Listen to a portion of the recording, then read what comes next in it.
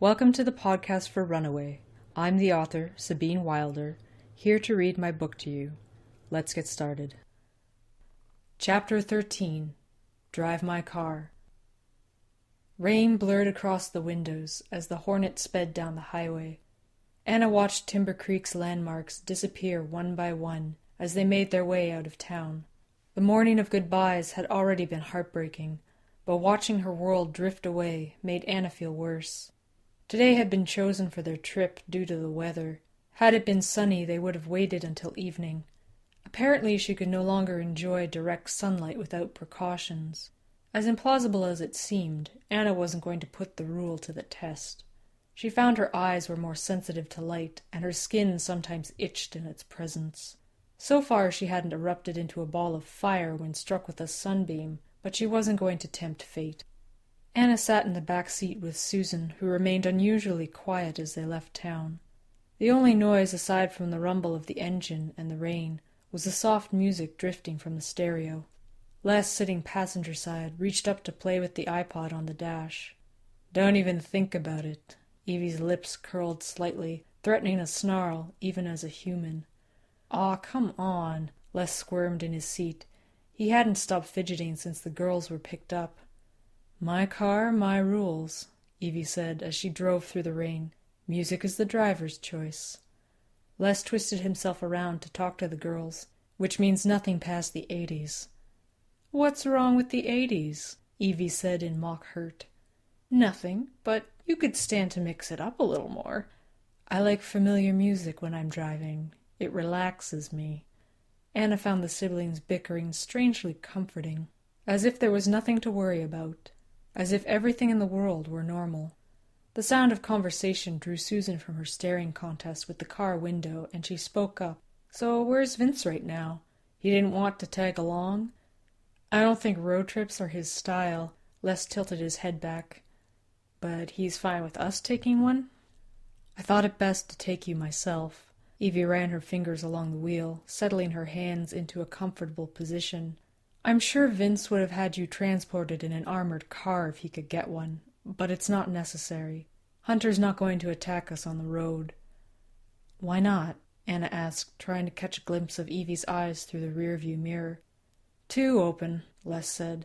"Besides, I don't think he'll be ready for round 2 with your bodyguard." He playfully cuffed his sister's arm.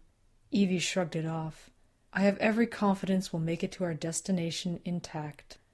"So," Susan stared blankly at the space between Les and Evie, "how'd you guys get involved with this Hunter guy anyway?"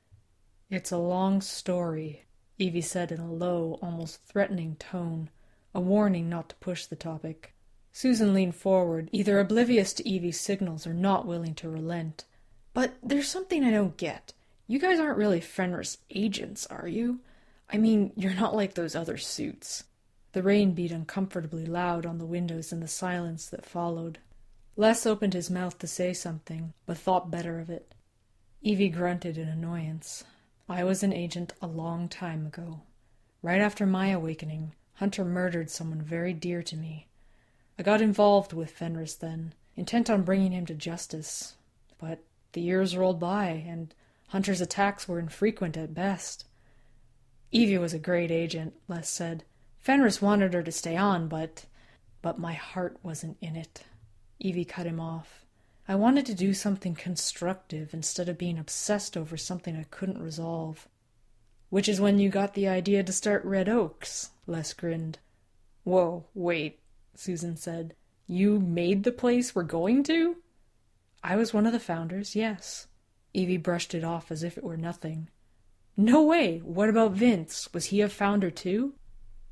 "No, though he supported us for many years prior to taking on the job of headmaster."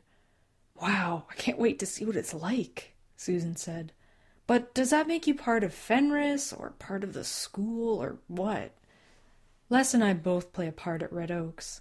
I retired from Fenris long ago, but I negotiated that I could come back and consult for any cases that came up regarding Hunter. Fenris was happy to oblige back then. I don't think they could have seen how long this would take. I'm sure they regret that deal now." "I doubt it," Les scoffed. "You're the best resource they have at catching him." "Maybe, but repeated failures take their toll on a person. Evie's eyes finally flicked up to the rearview mirror, where they found Anna staring back. Evie looked away. "You didn't fail this time." Anna gripped the seat beneath her, forcing her body forward. "I'm alive because of you. You know that, right?" "Are you?" Evie said, her voice distant. "Anna's right." Susan leaned in next to her friend, pushing her face through the gap between the passenger and driver's seat. "Maybe he got away, but things could have been much worse. And this time, we'll catch him for sure." "We?" Les raised an eyebrow at Susan. "We're a team, aren't we? A pack. And I'm not going to let anyone mess with my friends." "And who's going to protect us from you?" Les teased. Susan reeled but didn't give in. "Hey, I've gotten way better at mastering my shifting." "Mastering isn't quite the word I would have used," Les said. "Besides, you barely know the extent of your gift. It takes a while to take full advantage of your abilities." "Then why don't you give us a crash course right now? You've got a captive audience for a few hours." "Well, you were right about one thing, Sue," Les conceded. "Our true power isn't in our individual strengths, but that we're a team. You can't take on the world alone. Neither should you and Evie. I know you guys are super powerful and awesome, but this is our fight too." "I'm on your side, Sue, believe it or not." Evie stuck out an elbow, trying to push Susan back into her seat. "We want to include you and Anna. I think that will make all the difference between success or failure. Hunter knows us, especially me, but the one thing he didn't count on was the two of you. I think underestimating you two caused his downfall." "Not that I did anything special." Anna felt her cheeks grow warm. Being praised was hard enough when she deserved it, but she couldn't fathom how she had any power to change the situation she found herself in a few days ago. "You survived." Admiration shone in Evie's eyes as they flashed up to the mirror. "Not through any fault of my own." "You two should listen to yourselves." Les rolled his eyes. "Two broken records playing the same tune." The car swerved as Evie swatted at Les. Anna retreated into the car door, her face burning. "Okay, Uncle, I give." Les cringed and Evie went back to driving. "Seriously though, guys, we've got to stop blaming ourselves for the past and focus on what we can do now." "That's right, and we can do a lot." Susan didn't miss the chance to remind Les. Anna lay her cheek against the cool glass of the window as Susan and Les continued to argue.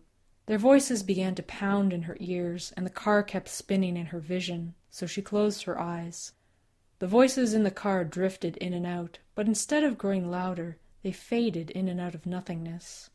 A hand shook Anna's shoulder, rather rudely. She tried to tell whoever was interrupting her nap to go away, but her mouth refused to form words. She felt heavy, like she was sinking toward the floor. The car door supporting Anna pulled away, and she began to fall. But instead of hitting the ground, Anna fell into something soft, and the smell of the white wolf enveloped her. She must be dreaming again. The smell of blood cut through the air like a knife, and Anna's eyes flashed open. Her stomach growled like an animal at the sight of the beautiful line of crimson running down an arm. Everything else faded from importance. She grabbed the arm, bringing the wound to her lips, lapping at the generously flowing blood.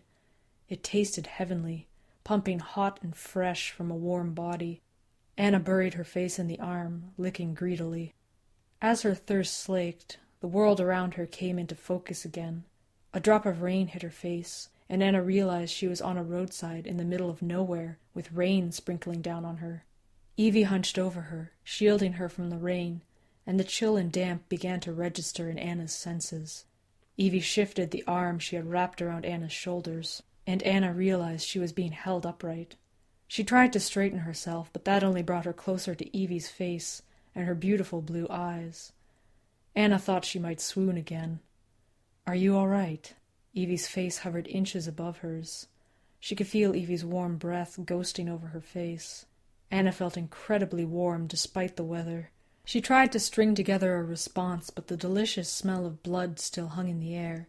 Looking towards its source, she finally connected the bleeding arm with the woman holding her, sheltering her from the rain. "Oh my God, what have I done?" "When was the last time you ate?" Evie asked. This morning, I swear. And did you eat all of it? Maybe? Anna still wasn't used to her new diet. Evie sighed, letting her shoulders hunch over even further. Rain trickled past her protective posture. We should probably increase your feedings until your body gets used to things. Turning is a lot to recover from. Do you need more? Anna recoiled from the offered arm, red smeared across the pale skin. Oh, Evie, I'm so sorry. Doesn't it hurt? Evie's lips twitched into a grin. I've been through worse. She hesitated, averting her eyes. We have blood in the cooler, too, if Les ever finds it. If you'd prefer. Anna drew Evie's arm to her lips, gently running her tongue over the wounds, cleaning them. Anna almost lost herself again in the sweet scent of Evie's blood, but remembered the gracious person the blood came from. She didn't want to hurt Evie any more than she already had. It took every ounce of will for Anna to draw back from the arm and get to her feet. Her legs wobbled beneath her, but she still rose. Thank you, Evie. I'm so sorry about this. It's not your fault. I should have been monitoring your condition better. Evie went to stand, but faltered, leaning against the car. She cursed under her breath, holding a fist above the roof of the car, as if holding back from slamming it into the metal. Gravel crunched as Les ran up to them. Anna saw that he and Susan had been standing off a bit down the road. Susan flashed her a knowing smile, and Anna wanted to crawl into a hole and disappear. Ah! Evie's growl cut through Anna's thoughts. Easy with that stuff, will you? Les was already at work, cleaning and binding Evie's arm. You know we have blood in the cooler, right? Evie winced. Maybe if you'd found it quicker, I wouldn't have had to open up my own arm. Again. It's not my fault the trunk is loaded with junk. Well, no harm, no foul. Les tied a bandage around the wound before turning to inspect Anna. He ran his fingers over Anna's wrist and checked her eyes. You'll be all right. But you, Les pointed at Evie, shouldn't be driving right now. You're not driving my baby. Evie tried to stand tall, but wavered when she let go of the side of the car. Don't make me pull doctor's orders on you. You've lost a lot of blood, and it'll take time for your body to regenerate. You need to rest. Evie stared at Les for a long moment before dropping her eyes to the ground. Fine. She skulked over to the passenger side of the car, and everyone took that as their cue to get in. That's the spirit. Sit back and enjoy the ride. Les gloated over his victory. Not with you driving. Evie plopped herself in the seat as Les hopped in behind the wheel.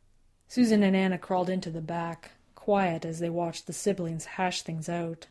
Oh, but it gets better. Les flipped through the music selection before blasting the speakers. It's time for Britney, bitch. Evie's complexion turned an unhealthy shade. I hate you. That concludes Chapter 13. Runaway is currently available for you to listen to for free. I will release a new chapter every week until the book is finished. But if you can't wait to find out what happens, the ebook is available through Kobo and Amazon. Just search for Sabine Wilder or get a direct link from my website at sabinewilder.com. I'd love to hear from you. If you have any questions, comments, or would like to give me feedback, you can always email me at sabine@sabinewilder.com. Don't forget to rate this podcast and help me grow. Thank you for listening, and have a pleasant night.